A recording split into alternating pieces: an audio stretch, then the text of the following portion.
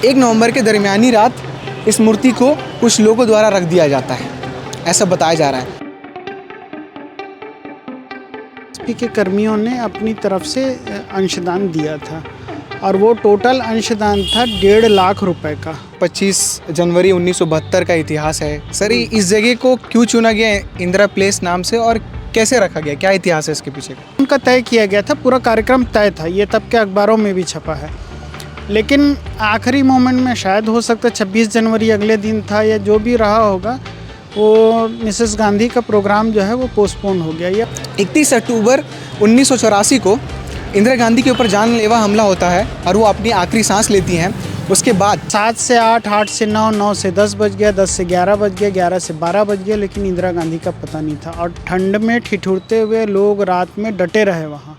किसी घटना के उपक्रम में या फिर किसी ऐतिहासिक घटना का एक अतीत बनता है और उस अतीत को जोड़ा जाए तो उस अतीत का एक इतिहास बनता है। इतिहास कई मायनों में दर्ज होती है और दर्ज होने के बाद वो कई तथ्य हमारे सामने आते हैं और उस तथ्य को हम कई रूप में पढ़ते हैं, समझते हैं, जानते हैं। नमस्कार, मेरा नाम फैज़ान है और आप केपी न्यूज़ देखना शुरू कर चुके हैं। आज के इस वीडियो में भिलाई से जुड़े हुए इतिहास में हम बात करेंगे। आज 19 नवंबर है और देश की प्रथम महिला प्रधानमंत्री इंदिरा गांधी का जन्मदिन है। इसे लेकर देश के वर्तमान प्रधानमंत्री पीएम मोदी ने ट्वीट पे बर्थ एनिवर्सरी देते हुए इंदिरा गांधी को श्रद्धांजलि अर्पित की है। आज के वीडियो में हम कोशिश करेंगे कि भिलाई से जुड़े हुए इंदिरा गांधी से रिलेटेड जो इतिहास है वो हम आपको बता सकें। आप ठीक मेरे पीछे जो मूर्ति देख रहे हैं इंदिरा गांधी की, बताया जाता है कि इसके पीछे जो है एक अनूठी इतिहास है। क्या इतिहास है बताते हैं। कुछ जानकार ये कहते हैं कि जब 31 अक्टूबर 1984 को इंदिरा गांधी के ऊपर जानलेवा हमला होता है और वो अपनी आखिरी सांस लेती हैं, उसके बाद 31 अक्टूबर और 1 नवंबर के दरमियानी रात इस मूर्ति को कुछ लोगों द्वारा रख दिया जाता है, ऐसा बताया जा रहा है। और जब आसपास के लोग, मार्केट के लोग सुबह आते हैं दुकान खोलने या फिर जो आसपास के जो आम जनता है अपनी आँख खोलते हैं तो उन्हें ये मूर्ति दिखता है। मूर्ति अभी कुछ समय पहले इसे मार्बल से इसे अच्छे तरीके से बना दिया गया है और स्टील के रॉड लगा दिए गए हैं, पर कुछ साल पहले इसकी जो स्थिति थी वो ऐसी ही थी, नॉर्मल थी और ये मूर्ति रखी हुई थी। तो जानकार जो बताते हैं वो ये बताते हैं कि इस इलाके में कई ऐसे कांग्रेस विचारधारा से जो प्रभावित हैं, जो समर्थक थे और जो आम जनता थी, वो इंदिरा गांधी के काम को लेकर काफ़ी सोचती थी, समझती थी, कहीं ना कहीं उनकी भावनाएं जुड़ी हुई थी। उस भावना को लेकर जो आम जनता है और जो कांग्रेस विचारधारा से जुड़े हुए लोग थे वो उस बड़ी घटना के बाद 1984 के बड़ी घटना के बाद वो 1 नवंबर की दरमियानी रात सब मिलकर यहाँ पर एक मूर्ति रख देते हैं और मूर्ति रखने के बाद लोगों को पता चलता है कि इंदिरा गांधी की यहाँ मूर्ति स्थापित हो चुकी है। भिलाई में एक जगह और भी ऐसी है जहाँ पर इंदिरा गांधी से जुड़ी हुई इतिहास है, उनके नाम पर एक जगह बना हुआ है। हम उस जगह भी जाएंगे और उस जगह का क्या इतिहास है कि उस जगह को बनाया गया और उसके पीछे का क्या कुछ तथ्य है वो भी जानेंगे और वहाँ चलते हैं और आपको जगह दिखाते हैं। वीडियो की शुरुआत में मैंने जो आपको मूर्ति दिखाई थी वो कैंप टू सर्कुलर मार्केट की मूर्ति थी, उसका एक इतिहास था, वो भी मैंने आपको शुरुआती अपने वीडियो में बता दिया। अब मैं इस वक्त खड़ा हूँ सिविक सेंटर इंदिरा प्लेस में।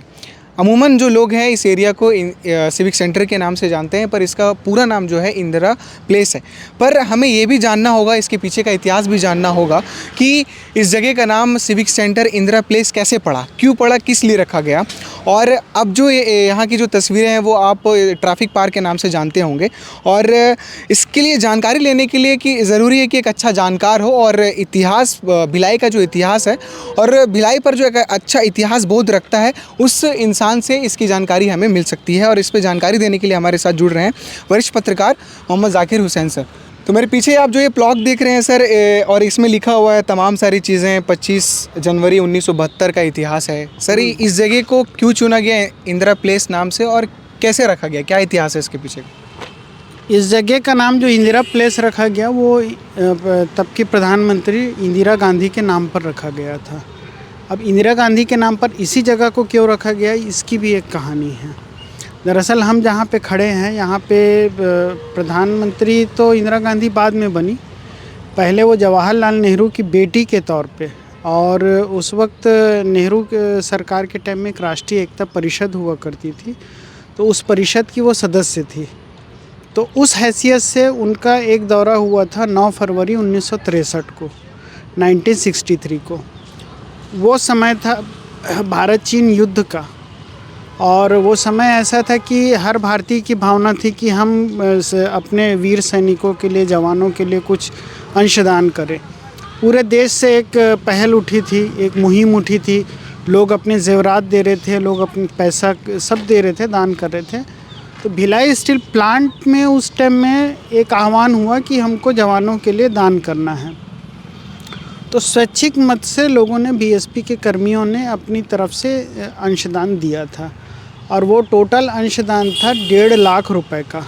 1963 में 1.5 लाख रुपए, आज संभवतः 1.5 करोड़ से ज़्यादा होंगे। तो भिलाई स्टील प्लांट मैनेजमेंट की एक भावना थी कि इसको जवाहरलाल नेहरू को समर्पित किया जाए, या तो दिल्ली जा कर के या जवाहरलाल नेहरू भिलाई आए तो उनको सम्मानित किया जाए ये निधि दे करके। लेकिन ऐसा हो नहीं पाया परिस्थितियों के चलते, और फिर जवाहरलाल नेहरू ने अपनी बेटी को यहाँ भेजा था। तो वो 9 फरवरी 1963 को इंदिरा गांधी यहाँ आई थी और इसी मैदान में ये यहाँ पे जो है उनकी एक आम सभा हुई थी, पहली आम सभा। और वो आई थी तो उन्होंने भिलाई स्टील प्लांट का भी विज़िट किया था, पूरा प्लांट घूम घूम करके देखा था। और यहाँ पे उनको उस टाइम में भिलाई स्टील प्लांट के जनरल मैनेजर थे मिस्टर सुकू सेन, और उनकी वाइफ थी इला सेन। तो सुकू सेन और इला सेन ने उन्हें 1.5 लाख रुपए सांकेतिक तौर पे, वो तो भुगतान हो गया था, 1.5 लाख रुपए की निधि उनको श्रीमती गांधी को सौंपी थी। तो ये तो इस जगह का महत्व है। अब ये लेकिन 1963 की घटना है और इस जगह का नामकरण हुआ 1972 में। तो 1972 में इस जगह का जो नामकरण हुआ, उसके पीछे की कहानी ये है कि 1971 में इंदिरा गांधी के नेतृत्व में हमारी फ़ौज ने बांग्लादेश का निर्माण किया था। ये सर्वविदित तथ्य है, ये कहीं कोई उसमें शक की कोई गुंजाइश नहीं है। तो उस दौर में भिलाई बिरादरी की भी एक भावना थी कि श्रीमती गांधी के नेतृत्व में इतनी बड़ी सफलता जो हासिल हुई है, उसको रिमार्क करते हुए हम कुछ नया करें करके। तो तब भिलाई स्टील प्लांट के जनरल मैनेजर, आज जिनको डायरेक्टर इंचार्ज का पद बोलते हैं, तो जनरल मैनेजर थे पृथ्वीराज आहूजा, और उनके नेतृत्व में भिलाई मैनेजमेंट ने ये फैसला लिया कि सिविक सेंटर जहाँ पे इंदिरा गांधी की पहली सभा हुई थी, हम उस जगह को नामकरण इंदिरा प्लेस करते हैं। तो ये खैर दिल्ली से पूरी मंजूरी जो औपचारिकता होती वो किया गया, और उसके बाद में तय हुआ कि इसका नामकरण किया जाए। तो तब भिलाई मैनेजमेंट की एक इच्छा थी कि श्रीमती गांधी यहाँ खुद आए और एक अनावरण करें, और एक कार्यक्रम उनका तय किया गया था। पूरा कार्यक्रम तय था, ये तब के अखबारों में भी छपा है। लेकिन आखिरी मोमेंट में, शायद हो सकता है 26 जनवरी अगले दिन था या जो भी रहा होगा, वो मिसेस गांधी का प्रोग्राम जो है वो पोस्टपोन हो गया, या वो नहीं आ सकी, कैंसिल ही हो गया था। तो जब श्रीमती गांधी नहीं आ पाई तो फिर 25 जनवरी को ही तब के जनरल मैनेजर पृथ्वीराज आहूजा ने इस प्लाक का अनावरण किया था, और तब से इस जगह का नाम इंदिरा प्लेस पड़ा है। क्या इसके अलावा भी कोई दौरा हुआ था इंदिरा गांधी का सर भिलाई में? हाँ, ये तो खैर ऑफिशियल विजिट था इंदिरा गांधी का 1963 वाला। भारतीय राष्ट्रीय एकता परिषद की सदस्य के तौर पे वो यहाँ पे आई थी। और इनके अलावा इंदिरा गांधी जो है भिलाई से उनका एक लगाव कहना चाहिए, एक अनूठा लगाव था। और जब भी लोकसभा विधानसभा चुनाव में जब भी ज़रूरत पड़ती थी, दौरे तय होते थी, तो वो यहाँ चुनाव प्रचार के लिए आती थी। और 1972 के चुनाव प्रचार में जब वो आई थी, विधानसभा चुनाव थे मध्य प्रदेश के, तब की एक बड़ी घटना ये थी कि उसी विधानसभा चुनाव के टाइम में हमारे इस अंचल के जो सबसे दिग्गज कांग्रेसी नेता रहे हैं मोतीलाल वोरा जी एक पत्रकार थे, और पत्रकार से राजनेता बनने का सफ़र भी इंदिरा गांधी के सामने शुरू हुआ था 1972 में।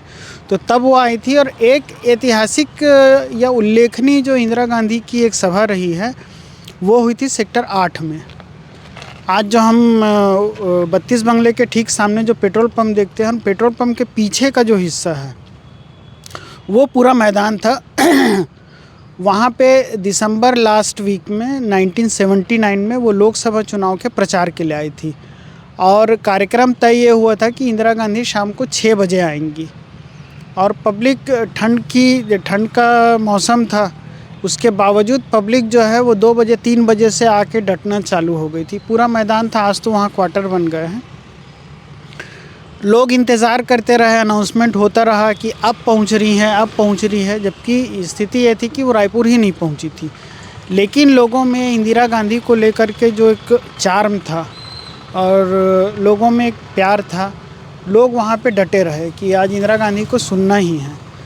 तो वो 7 से 8, 8 से 9, 9 से 10 बज गया, 10 से 11 बज गया, 11 से 12 बज गया, लेकिन इंदिरा गांधी का पता नहीं था। और ठंड में ठिठुरते हुए लोग रात में डटे रहे वहाँ, वो जब आएंगी तब हम सुनेंगे। तो वो करीब रात में 1:30 से 2 के बीच में वो उस आम सभा में पहुंची और तब भी लोग डटे हुए थे। वो यहाँ पे आई, सेक्टर 8 में आम सभा उन्होंने संबोधित किया और उसके बाद यहाँ से फिर राजनाथ गांव के लिए आगे बढ़ी। तो ये उनकी लोकप्रियता थी इंदिरा गांधी की। जी ठीक है सर, बहुत बहुत शुक्रिया हमसे बातचीत करने के लिए और जो महत्वपूर्ण जानकारियाँ है भिलाई के इतिहास को लेकर।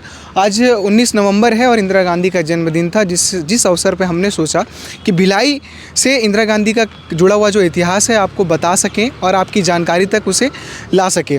तो तमाम जो सारी चीज़ें निकल कर आई, मैंने इससे पहले बताया था आपको एक किस्सा, पावर हाउस सर्कुलर मार्केट में जो मूर्ति है उसके पीछे का कहानी बताया, और सिविक सेंटर में जो ये पट्टिका लगा हुआ है इंदिरा गांधी प्लेस करके, इसका क्या इतिहास रहा है, इस जगह का क्या इतिहास रखा है, क्यों चुना गया इस जगह को इंदिरा गांधी प्लेस नाम देने के लिए, तमाम जो जानकारी है उसके पीछे के जो तथ्य थे, ऐतिहासिक तथ्य थे, वो आपने इस वीडियो के माध्यम से सुना। अगर आपको लगता है कि ऐसा और भी ऐतिहासिक भिलाई में कोई जगह है और उसके बारे में आपको उसके पीछे का इतिहास जाना है तो कमेंट बॉक्स पर ज़रूर बताइएगा।